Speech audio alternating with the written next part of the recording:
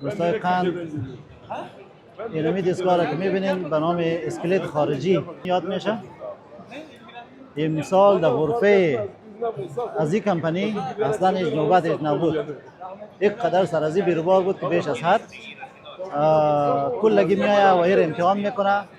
رویش کار از ایه که این را مثل کمربند کمر بسته میکنی و اینی پایین از این را در ساق پای بسته میشه. آزمایش میکنی که دقیقاً فایده های از این چه رقم است و واقعا برای ما مفید است یا نیست. ما هم در نوبت استاد هستیم میبینیم که نحوه کار از این کمربند چه رقم است و فایده یا داره یا نداره.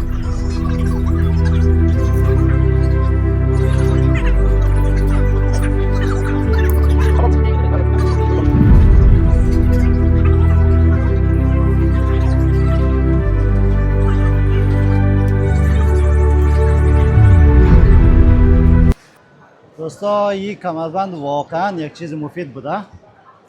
از زینه ها که تا بالا میشی یعنی هیچ احساس نمیکنی که سر پایت فشار بیایه یا زله باشه. ما امروز از صبح در نمایشگاه راه رفتیم، واقعا یعنی از صبح تا به حال دیگه پایه‌های واقعا زله بود. وقتی که در پایه‌های خود نصب کردیم دیگه فوق العاده احساس راحتی میکنم.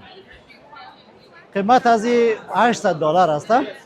به 2 ساعت چارج میشه و مدت 3 ساعت دیگه ای بیشی هست که 3 ساعت استفاده میشه، یعنی چارجش خلاص میشه. یعنی فوق العاده یک کمربند مفید و خوب به خاطر پیاده روی، کوهنوردی و کارهای که خسته کن است. خیلی یک چیز خوبه واقعا.